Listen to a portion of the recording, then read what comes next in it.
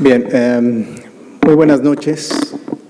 Muchas gracias por la invitación, por invitarme a la Academia Mexicana de Patología, que para mí siento que es una academia, o una asociación hermana de la Agrupación Mexicana para el Estudio de la Hematología.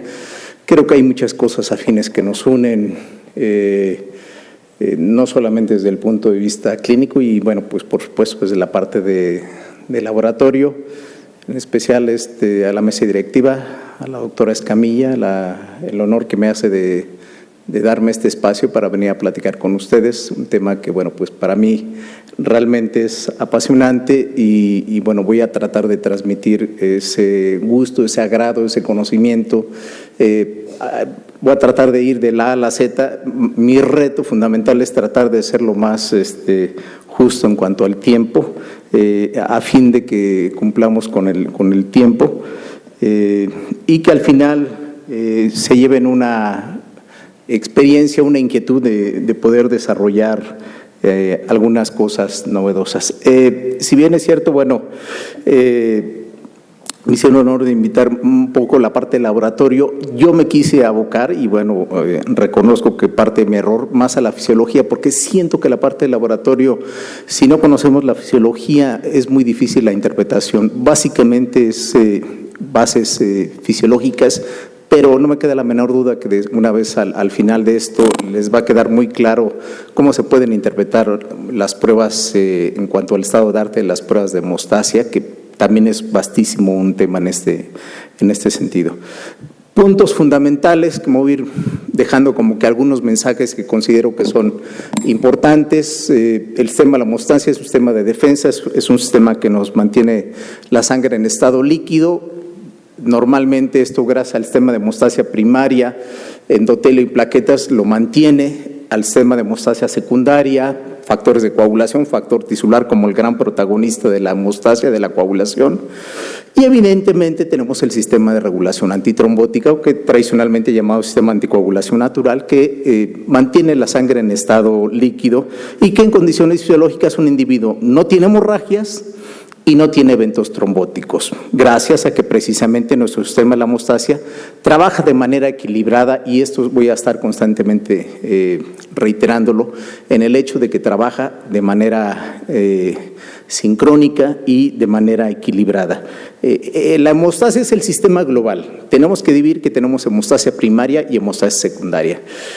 Yo siempre lo enfatizo que si bien es cierto, es muy lógica la hemostasia desde el punto de vista de la perspectiva de la primaria, bueno, lo primero que sucede, la secundaria, pero no son sistemas que estén independientes, sino simplemente son sistemas que actúan en paralelo biológicamente, pero sí es importante para su estudio, análisis, conocimiento, para la práctica clínica incluso y para el abordaje de laboratorio, porque no es lo mismo un comportamiento de un paciente que tiene un problema de hemostasia primaria a un paciente que tiene un problema de hemostasia secundaria o de coagulación. Evidentemente, si a un paciente que tiene un problema de hemostasia primaria y no empiezo desde un tiempo de sangrado, en fin, una serie de pruebas, cuenta de plaquetas, y únicamente le pido tiempos de coagulación, pues evidentemente no voy a diagnosticar una serie de patologías de hemostasia primaria, como puede ser una trombocitopenia, una trombocitopatía o una enfermedad de von Willebrand. Entonces es muy importante considerar esta perspectiva de que biológicamente es un sistema que trabaja de manera simultánea, pero que indudablemente vale la pena el estudio del desmenuzarlo fisiológicamente, las características y el comportamiento, el laboratorio, la clínica y también el comportamiento clínico, el diagnóstico, tanto para la parte hemorrágica como por la parte trombótica, que a veces lo omitimos, que eventos trombóticos arteriales están implícitos mucho el vaso arterial, el endotelio y las plaquetas, y en una trombosis venosa fundamentalmente impera factores de coagulación, hay una gran generación de trombina y de fibrina. Por lo tanto, debe haber una interacción importante en la hemostasia. En especial nos vamos a abocar básicamente a la función de la coagulación, donde han habido importantes e interesantes avances en ese aspecto, donde al final el objetivo es la formación de fibrina, formar coágulo y detener hemorragias. Voy a empezar un poco en el hecho de, bueno, ¿cómo estudiar a la hemostasia?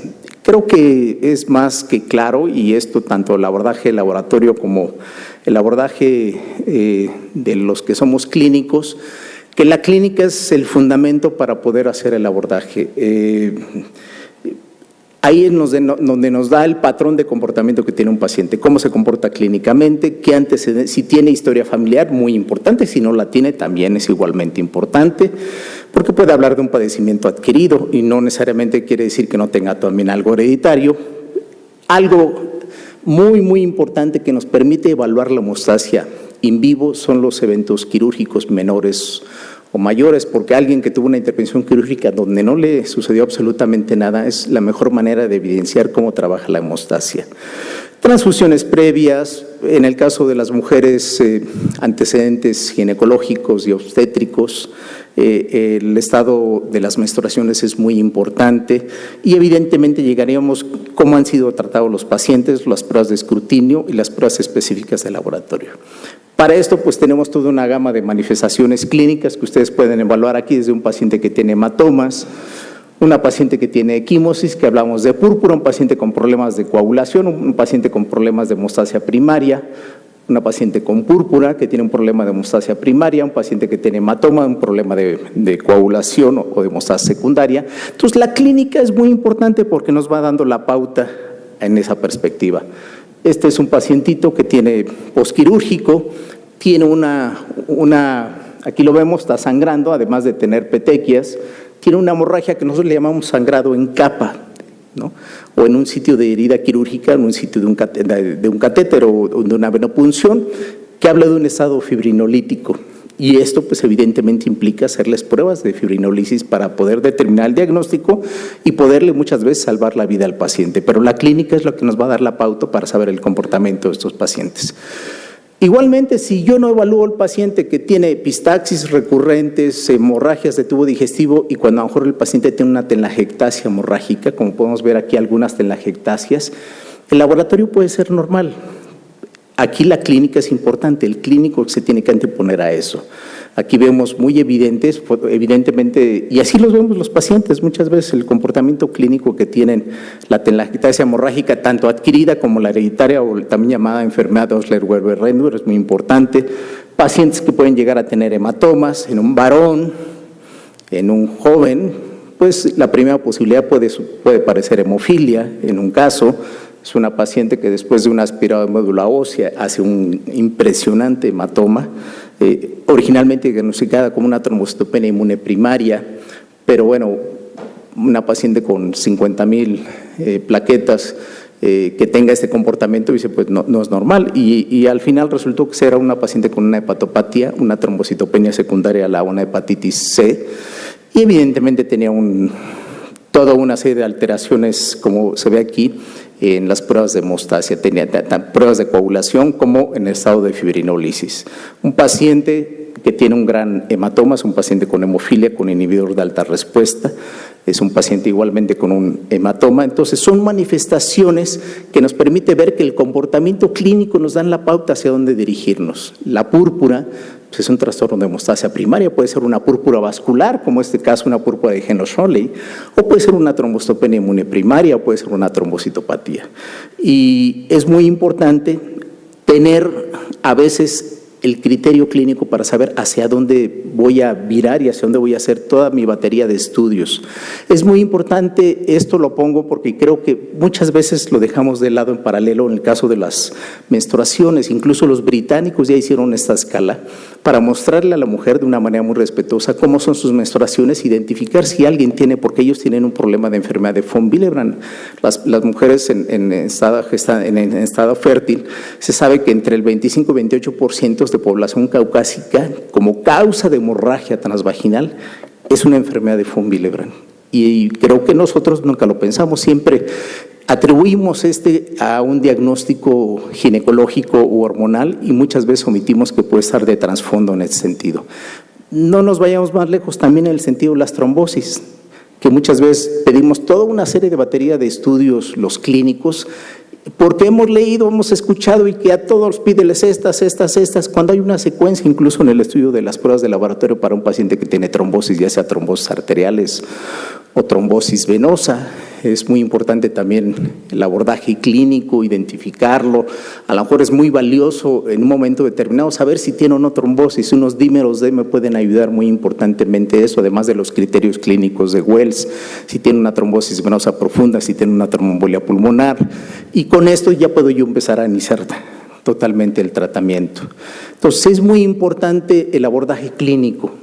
No voy a entretenerme, pero si yo tengo un comportamiento clínico, pues yo le pido una serie de pruebas. Entonces, tratar de ir ubicando. Por ejemplo, ahorita en la presentación previa me agradó mucho, bueno, porque el clínico somos muy dados a eso, a hacer pruebas de rutina y a ver qué es. No, se vale a veces tener dudas. Bueno, creo que a veces hay una premisa en medicina. Hay enfermos, no enfermedades, ¿no? Y a veces hay enfermos que se salen del patrón de comportamiento que uno esperaría. Bueno, ahí a veces uno dice, le hago las pruebas de escrutinio, pruebas que me permitan evaluar tanto hemostasia primaria como hemostasia secundaria y poder así definir hacia dónde voy a regir toda mi batería de estudios. Con base a los patrones de comportamiento clínico, en el caso de hemorragia, hasta dónde puedo llegar. En el caso, por ejemplo, del paciente que vimos que tenía una hemorragia en capa, pues evidentemente puedo hacer la prueba casera de una lisis de globulina, unos productos de degradación fibrinógeno-fibrina, pueden ser una aportación valiosa, además de los tiempos de coagulación. Si tiene púrpura, bueno, pues habría que orientar si puede ser una trombocitopatía, un tiempo de sangrado, una cuenta de plaquetas, trombosis en el adulto y sobre todo trombosis cerebrales. La primera causa es síndrome de anticuerpos antifosfolípido. Entonces, en lugar de empezar a hacer proteínas, C proteínas, antitromina, factor 5 Leiden, protrombina, bla, bla, bla, síndrome de anticuerpos antifosfolípido, anticoagulante, lúpico, anticarolipina, antibeta-2 glicoproteínas, muy importante en ese sentido. Y en el caso de trombosis, bueno, también hay una secuencia de estudio que hay que priorizar porque metodológicamente son pruebas complicadas, complejas, y por otro lado también tienen su costo y es muy importante también el abordaje. Y hacer todas las pruebas y después interpretarlo, a veces no los podemos hacer. Entonces, más vale primero tener como soporte y el estándar de oro el criterio clínico para poderlo evaluar. Evidentemente, la hemostasia primaria, las plaquetas son fundamentales. Las plaquetas tienen que funcionar perfectamente porque los dos extremos producen hemorragia, cuya manifestación es púrpura seca húmeda, y en el caso de la trombosis, fundamentalmente casos de trombosis arteriales, periféricas, coronarias, cerebrales. Evidentemente, en la hemostasia primaria tenemos una serie de fases que nos vamos a entretener en este momento, donde el factor de von Willebrand es una proteína especialmente importante en el fenómeno de adhesión plaquetaria y que tenemos pacientes en México que sufren de esta enfermedad, que es la enfermedad de von Willebrand. Aquí vemos la interacción entre plaquetas, importantemente, el factor de von Willebrand, la colágena, obturar la lesión. Esta es una lesión que evidentemente es de forma temporal. Una vez que la plaqueta se activa, se agrega con otra plaqueta a través de glicorreceptores, la alfa-2B beta-3 o la integrina 2B3A, fibrinógeno, fibronectina y factor de von Willebrand forman estos puentes de unión, y además hay una serie de modificaciones al interior de la plaqueta vía el sistema de la proteína G, generación de segundos mensajeros que permiten esta activación intraplaquetaria importante, que permiten que se haga ese fenómeno de amplificación. Esa manera de introducción también es importante desde el punto de vista de la coagulación. Creo que todos de alguna u otra forma lo hemos visto, lo hemos revisado, ya sea desde la facultad, la nomenclatura de los factores de la coagulación, desde la descripción de fibrinógeno hasta factores que no tienen nomenclatura, como es el factor Fletcher y factor de Fitzgerald, hasta el factor 13, pasando por el factor 4, que en su momento se le atribuyó al calcio, el factor 5, el factor 6, que en su momento era el factor 5 activado. Por eso ustedes ven que en todas las diagramas, dibujos, figuras no aparece el factor 6, porque en realidad fue un error en la asignación, se le dio un número a un factor que ya existía.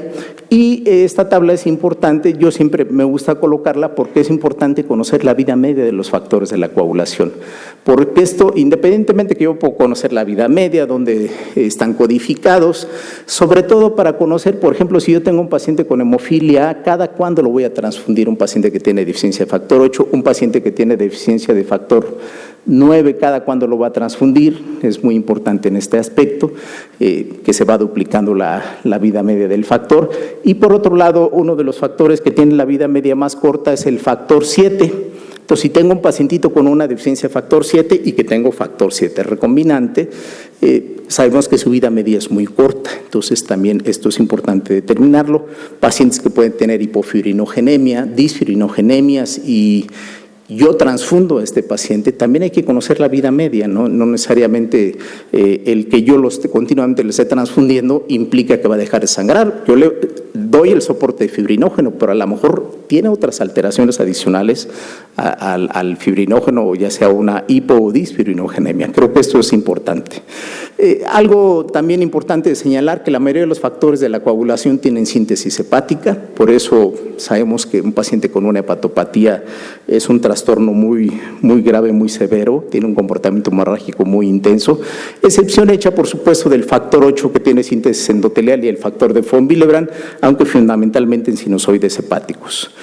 No me voy a entretener mucho en esto, tiene que ver mucho con la fisiología, pero tenemos factores K dependientes, que es 2, 7, 9 y 10. Tiene una razón de ser estos factores K dependientes, que son proteasas de serina, porque estos factores K dependientes necesitan un dominio GLU-GLA en la posición gamma, por eso les llama, producen el proceso de gamma carboxilación debido a la vitamina K, es el ejemplo del factor 10, y una vez que lleva el proceso de gamma carboxilación, le permite unirse, forma puentes de calcio, se une a los fosfolípidos, y esto hace que un factor sea activo, cuando una vez que existe la vitamina K.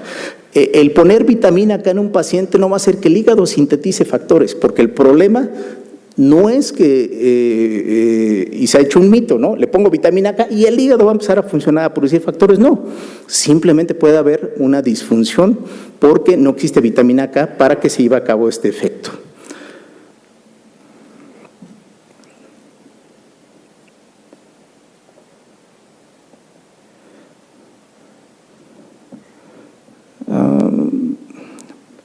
Era un video, pero bueno, creo que vemos si al final lo podemos abrir por otra vía, pero aquí insertado no lo puedo hacer.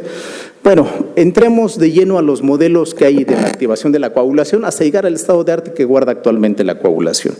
El modelo, aquí vemos varios modelos, vamos a llegar hasta el modelo celular, que es el vigente. Hay nuevas aportaciones, nuevo conocimiento al modelo celular actual, vigente, en el 2014, que con eso yo prácticamente estaría culminando la plática, pero bueno, empecemos. Todo tuvo un inicio. ¿Cómo es que yo puedo entender cómo funcionan los factores de la coagulación en el modelo para llegar al modelo celular? Bueno, el modelo clásico de Morawitz, Paul Morawitz es el padre de la coagulación porque establece el primer modelo coherente de la coagulación, el llamado modelo clásico, donde ya se conocían previamente, lo habían descrito Rudolf Virchow, Malpighi, el fibrinógeno, la protrombina. Él describe la última fase, la fase de protrombina-trombina, fibrinógeno-fibrina, le llamaban tromboquinasa a esta enzima que hacía este paso, y él en un artículo en alemán de más de 105 páginas elabora este modelo que fue muy importante en su momento porque no existía nada, no se conocía cómo funcionaba la coagulación. Entonces él sienta las bases para este proceso, que está en uno de los artículos originales, y que Malpighi, que había descrito el fibrinógeno, le llamaba en su momento tromboquinasa, a lo que más tarde se le llamaría el factor tisular, o que desde el punto de vista del laboratorio también le llamamos tromboplastina tisular. Algo muy importante que señalar. Bueno, ¿qué pasó entre 1905 y el siguiente gran salto, 1964, que fue el siguiente gran modelo, que fue el modelo de la cascada de la coagulación? Pasaron casi 60 años entre un modelo y otro. Bueno, entre 1905 y 64 se fueron describiendo nuevos factores de la coagulación. Por ejemplo, aquí señalo un punto muy importante. El doctor Howell, muy conocido por todos nosotros porque fue quien visualizó y describió los cuerpos de Howell-Joly, más conocido por esa parte, él básicamente se dedicaba a la coagulación y él describió el factor tisular, lo que en su momento se le conocía como la tromboquinasa. Un alumno de él, Jan McLean, empezó a estudiar tejidos y veía que cuando se ponían tubos para producir este efecto de tromboquinasa, de factor tisular, producir el coágulo, cuando dejaba suspendidas las muestras por varios meses, esas muestras adquirían un poder anticoagulante y sin saberlo, él había descrito la heparina, que el nombre de heparina se le atribuye a Howell. Y la disputa entre quién describió la heparina fue un duelo a muerte que finalmente se llevaron hasta la muerte. Primero falleció el doctor Howell, entre quién describió la heparina. La historia hasta este momento la ha atribuido a Ian McGlynn, la descripción de la heparina. Importantísimo porque hasta el momento actual seguimos utilizando las heparinas, aunque más comúnmente las heparinas de peso molecular bajo. El doctor Hartman Quick es muy importante porque el doctor Hartman Quick, además de la función que hizo de la descripción de factores de la coagulación, él describió el método de una etapa para describir el tiempo de protrombina, o en algunos países anteriormente llamado tiempo de Quick. Entonces es un método muy sencillo y él se basa en el método de Morawitz, en el modelo clásico de Morawitz.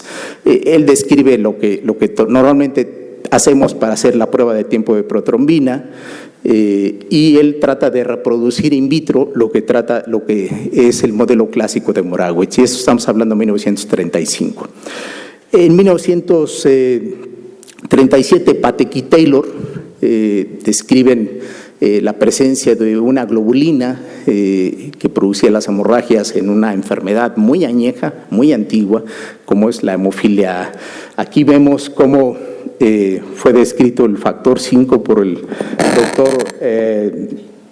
Quick y el mismo doctor Oren, y el factor 6 en realidad era el factor 5 activado. Aquí vemos una de las fotografías. Aquí vemos, por ejemplo, el factor 8 y el que fue descrito Patek y Taylor, y después el doctor Biggs con sus diferentes dominios, el factor 9 que fue descrito más tarde, que es un factor K dependiente, el factor 8 es un cofactor. Y aquí vemos, por ejemplo, hemofilia era una enfermedad muy importante en ese momento porque la hemofilia había afectado a la realeza europea, a muchas familias de Europa. Patek y Taylor, bueno, pues evidentemente la hemofilia era una enfermedad hemorrágica hereditaria conocida.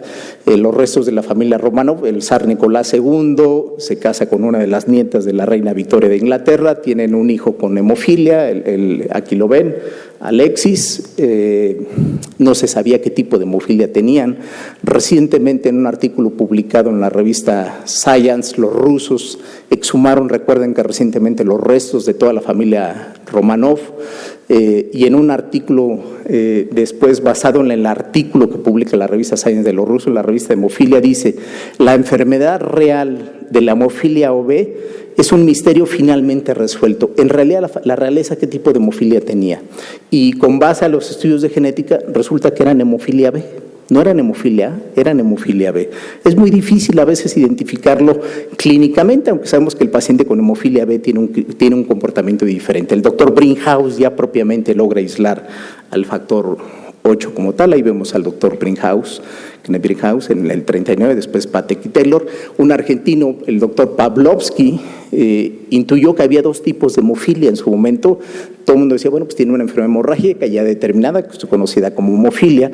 Él decía, no, hay dos tipos de hemofilia. Él hizo sometiendo en unas muestras de laboratorio, sometiendo las muestras, mezclándolas, y fue cuando intuyó.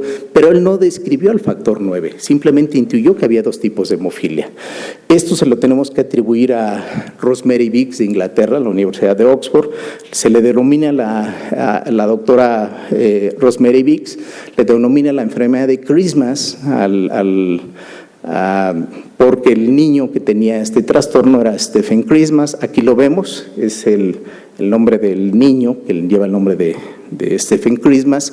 Por eso en su momento al factor 9 también se le conoce como factor de Christmas, por el nombre en eso, es la deficiencia de factor ya actualmente conocido como factor 9 o hemofilia tipo B, cuya deficiencia era en eso. Vimos una fotografía, este niño fue diagnosticado en Canadá, ¿no?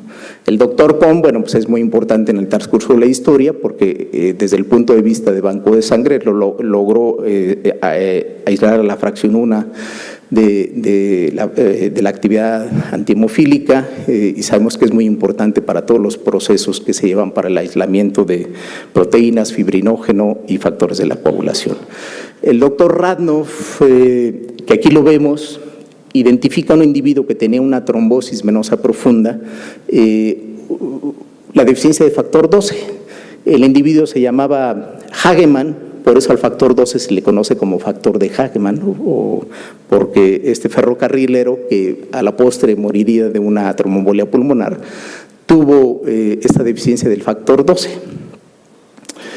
El mismo doctor Brinkhaus, junto con el doctor Langdon y Wagner, son los primeros en describir el TTPA, y estamos hablando de los albores de 1952, 1955, en el laboratorio del doctor Brinkhaus hacen el estudio y hacen el TTPA. Quiere decir que los dos están basados incluso antes del modelo de la cascada de la coagulación. Posteriormente, en 1956, se identifican en dos individuos la deficiencia de factor 2, ¿no?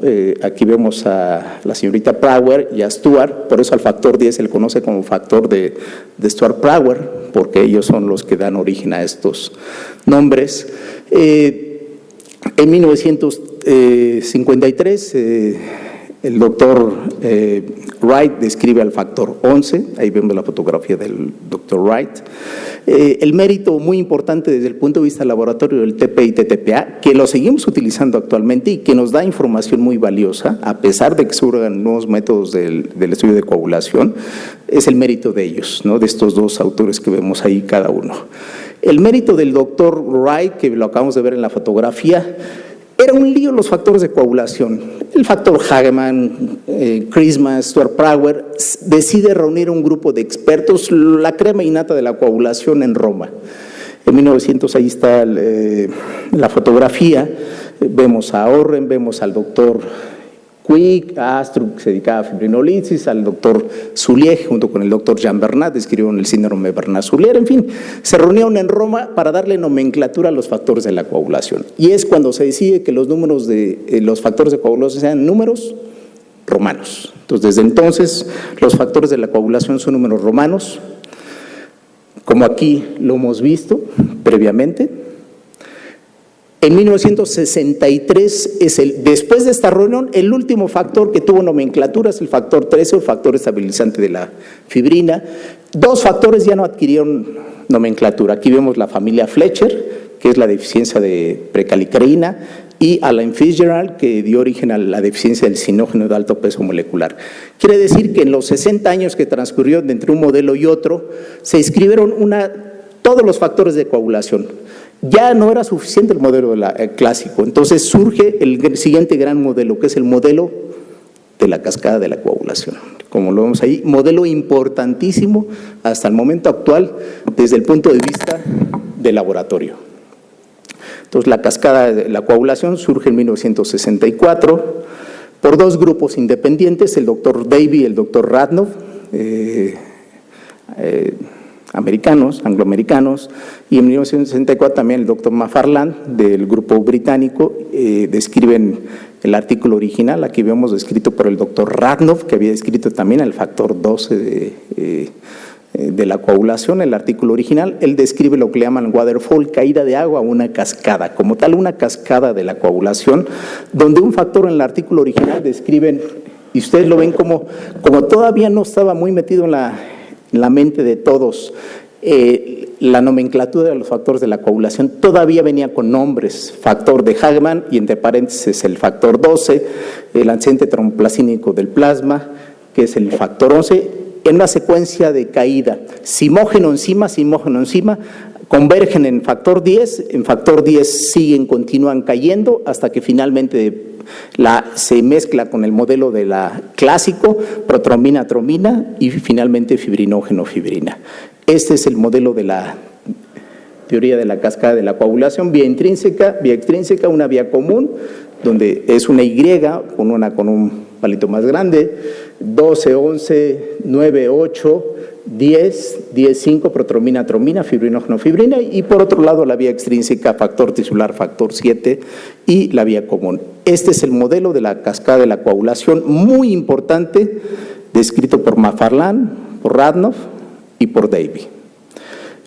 Aquí está uno de los artículos originales y vean una de las últimas fotografías del doctor Radnoff. Importantísimo el doctor Radnoff en la evolución de la coagulación. Ahí vemos los artículos clásicos que publicó. Una de las últimas fotografías que se tiene del doctor Davy, que por supuesto hay que darle todo un mérito porque desarrollaron un modelo muy importante en ese sentido. Desde el punto de vista laboratorio, el modelo de la cascada sigue siendo tan útil porque me permite describir que el TTPA me estudia vía intrínseca, el TP vía extrínseca, ambas dos la vía común, y el tiempo de trombina, por supuesto, me valora fibrinógeno en cantidad y calidad. Pero bueno, los modelos siguen, no para ahí. Carr propone que los factores de la coagulación trabajan mejor juntos, o lo que sería un equipo, un paralelismo biológico, y determina que los factores forman complejos de activación, y sabemos que en realidad eso hace un gran sistema de amplificación importante en esta teoría de los complejos, donde ahí vemos cómo interaccionan los factores de la coagulación, uniéndose factor, una superficie de las plaquetas, el factor 3 plaquetario, calcio, permite activar un factor, unirse, formar y interaccionar con otro factor, y así sucesivamente en este modelo de varios complejos que interaccionan. Entonces aquí hay 3 modelos: clásico, cascada y modelo de los complejos, porque todo va evolucionando. Entonces cada uno va aportando un conocimiento importante. En 1977, siguiendo la evolución, se propone que el factor tisular es un factor muy importante, como originalmente lo había descrito el doctor Morawitz. El factor tisular, como ustedes lo visualizan, es el receptor para el factor 7. Y Nemerson proponía que el factor 7 no solamente activaba el factor 10, como eso ya era sabido en la vía extrínseca, sino que también tenía la capacidad de activar al factor 9. Sin embargo, el modelo de la cascada, que era lo que imperaba, ese conocimiento no dio mayor conocimiento, y en el flujo en el mayor conocimiento. Aquí vemos, por ejemplo, al doctor Nemerson, una aportación importante en el conocimiento en la cristalografía del factor tisular, en un artículo original del doctor Nemerson, todo un mérito por todo el estudio que se dedicó en ese sentido. Una de las últimas fotografías que se tiene del doctor Nemerson, que estudió el factor tisular junto con su familia, y el tributo que se le rinde a los que realmente han sido grandes en la investigación en ese sentido. Entonces es importante el conocimiento que brinda. Sin embargo, el modelo de la cascada tenía una gran incógnita. Si yo tengo un paciente con hemofilia B, ¿por qué sangra? Si yo tengo 2 vías de activación. Era la pregunta que se hacía todo el mundo en aquel entonces. ¿Por qué un paciente con hemofilia sangra? Entonces, la vía extrínseca, ¿para qué me sirve? No se podría explicar por un modelo de la cascada de la coagulación, porque decían, bueno, yo tengo otra vía, pero que también está bloqueada. Entonces, sucedía que la cascada no me explicaba, porque la deficiencia de factor 12 me produce trombosis, 11 a veces sangran, la deficiencia y 8, 9 son muy severas, comparada con otros trastornos. Entonces, en la misma vía había diferencias importantes en ese sentido. ¿Qué es lo que vino a darnos respuesta a esto? El modelo celular, que ya prácticamente tiene varios años, casi 2 décadas, más de 2 décadas que surgió este modelo celular. Es el estado de arte que guarda actualmente, más lo que les voy a presentar, descrito por otro grupo de investigadores de Carolina del Norte en Chapel Hill, el doctor Harold Roberts, Maureen Hoffman, Dogan Monroe, en Chapel Hill, en la Universidad de Carolina del Norte, donde proponen que hay una fase de iniciación donde el factor tisular, como el gran iniciador de la coagulación, es el receptor del factor 7, forman un complejo, activan al factor 10, el factor 10 unido a la superficie, activa pequeñas cantidades de factor 5, que es un cofactor, y permiten la generación de trombina en una cantidad pequeña. ¿Por qué no grandes dosis de trombina por esa fase de iniciación? Porque existe un poderoso inhibidor, que es el inhibidor de la vía del factor tisular, y esto evidentemente va a imposibilitar que se lleve a cabo este proceso de seguir generando trombina. Pero en esta fase de iniciación ya fue suficiente, se generó trombina, y eso es lo que se pretende. La trombina es la gran enzima más importante de la coagulación, porque me permite disociar la unión del factor 8 von Willebrand, que son un matrimonio. Recuerden, esto es muy importante para el estudio biológico y para los que tratamos pacientes con hemofilia y von Willebrand. El factor 8 y von Willebrand es la forma nativa, es un matrimonio, siempre andan juntos, se divorcian al final. La trombina es el juez que los divorcia, le dice, von Willebrand te vas a hemostasia primaria y factor 8 tú te vas a la coagulación. Este ejemplo coloquial les va a permitir siempre recordarse de cómo trabajan juntos. La trombina es la gran enzima, es la que activa factor 8, factor 11, factor 5, plaquetas a través de receptores PAR. Yo hago un símil y ahora muy aboga a lo que está sucediendo. La trombina es el centro delantero, es el que mueve el juego, es el que activa todos los factores de la coagulación. Entonces, si ponemos el ejemplo, ¿quién sería la trombina? La trombina sería Messi. Es la que hace todo, la que hace todo. Dejen a Messi solo. ¿Ustedes dejarían a la trombina sola? ¿Qué le hacemos a la trombina?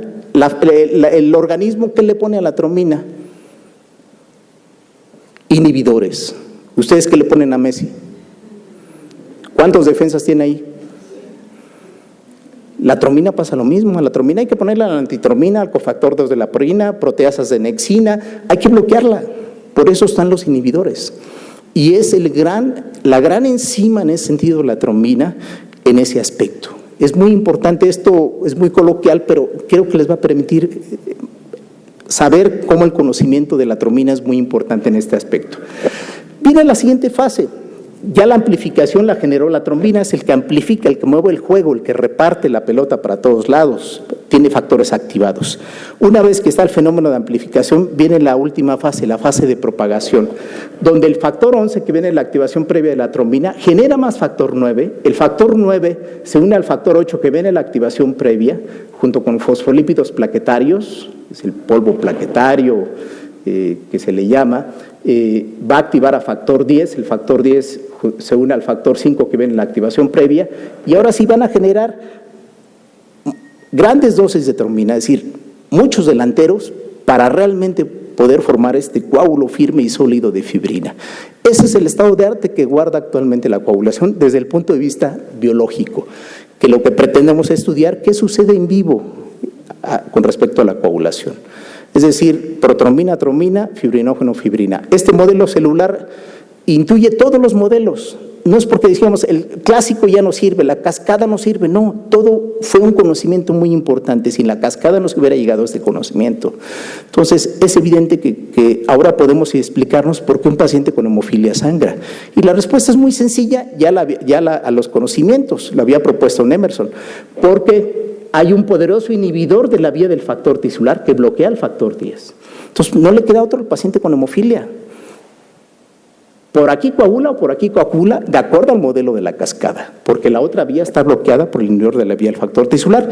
Esto es interesante porque se están utilizando terapéuticamente bloqueadores del inhibidor de la vía del factor tisular para el tratamiento de la hemofilia. Entonces, esto tiene un sentido fisiológico, pero también terapéutico en ese sentido. Es muy importante que lo conozcamos en este aspecto. ¿Por qué un paciente con hemofilia sangra? Porque está dañada la fase de propagación.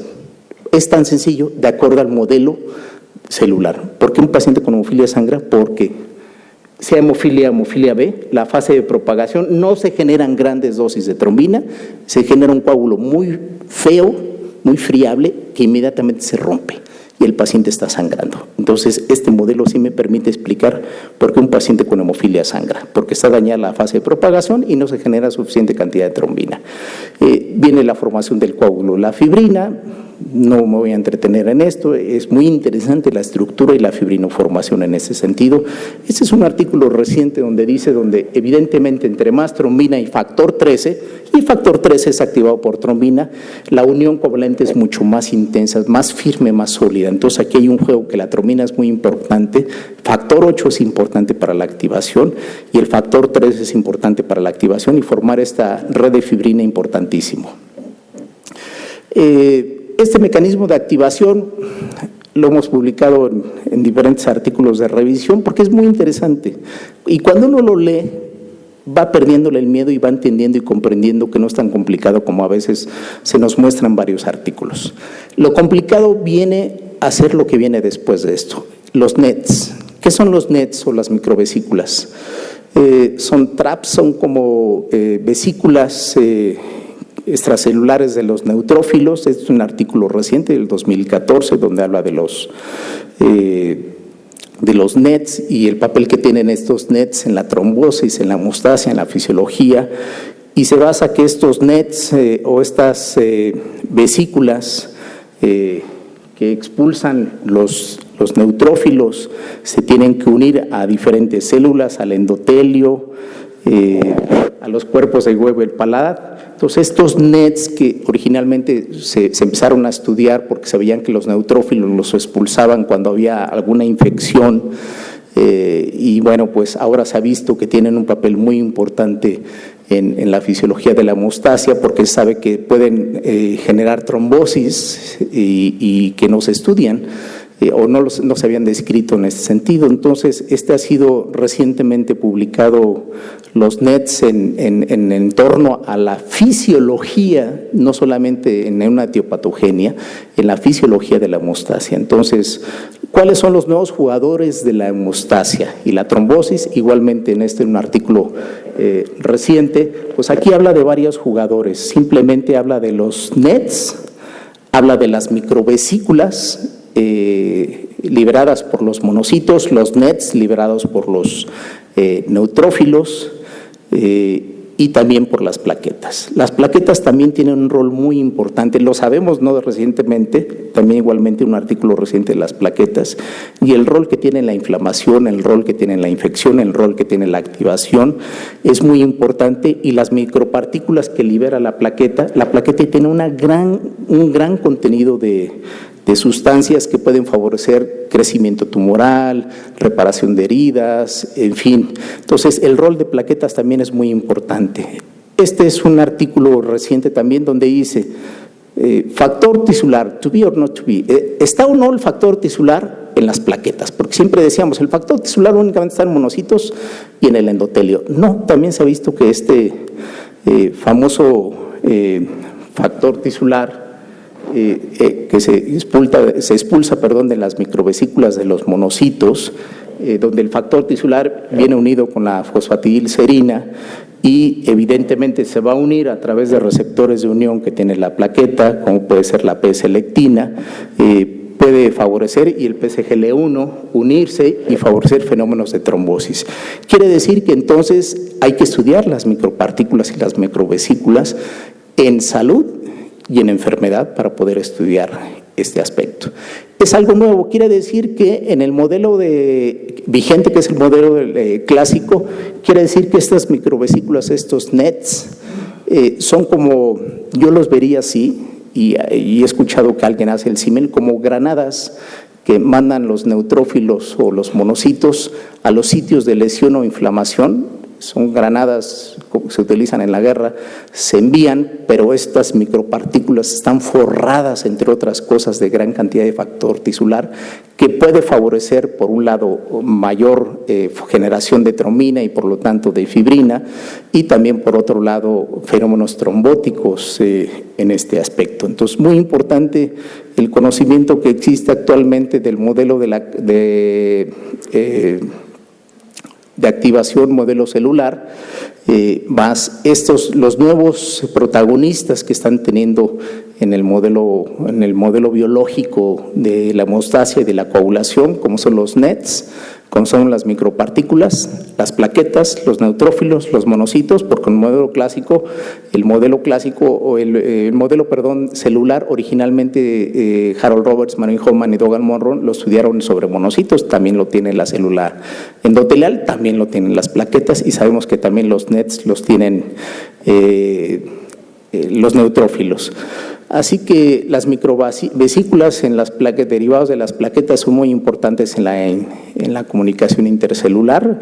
Igualmente les puedo decir artículos publicados recientemente, y hablamos de artículos de los últimos 3-4 años donde se han venido retomando. 2014 ustedes ponen NETs en PubMed y la van a poner, y ponen NETs, PubMed, así NET, y ponen artículos de revisión y van a tener una gran cantidad de artículos, algunos originales en la revista Nature, donde hablan de cómo fue la evolución de los NETs, y es muy importante porque seguramente vamos a seguir escuchando mucho de los NETs en hemostasia en general. Lo que yo les decía en este artículo, el rol que tienen estos micropartículas de la plaqueta y todo el contenido que tienen, que ahorita sería ocioso de entretenernos a hablar, y cada uno tiene una función de estas micropartículas que libera la plaqueta.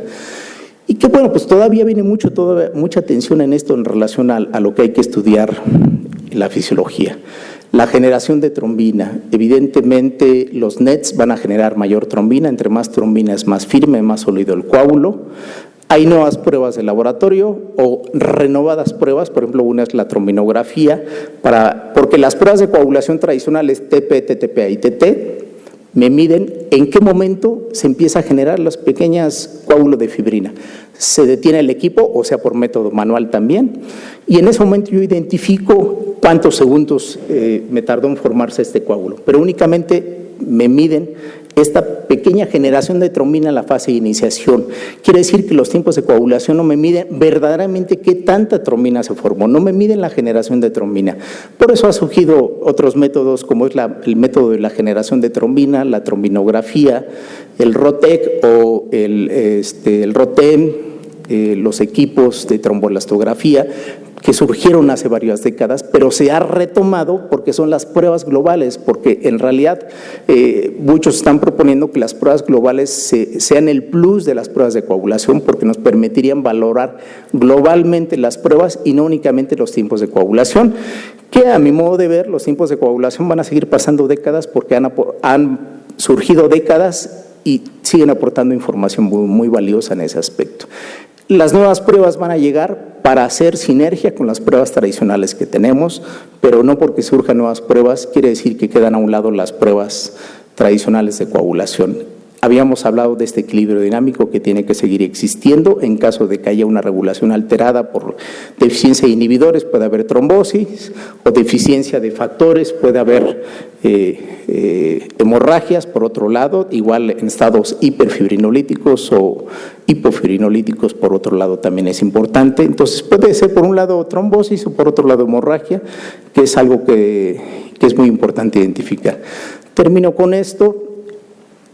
Desde el punto de vista del laboratorio, el modelo de la cascada la tenemos que seguir utilizando porque es muy sencilla, es muy pragmática y me permite evaluar los tiempos de coagulación. Entonces yo sí puedo decir TP me permite estudiar vía extrínseca, TTPA vía intrínseca y TT la fibrinoformación. Pero para hablar de la fisiología y lo que sucede biológicamente, tendría que hablar del modelo celular y de los nuevos protagonistas que están viniendo a incorporarse al modelo celular, como son las micropartículas, las microvesículas, las micropartículas también plaquetarias y los NETs en ese sentido.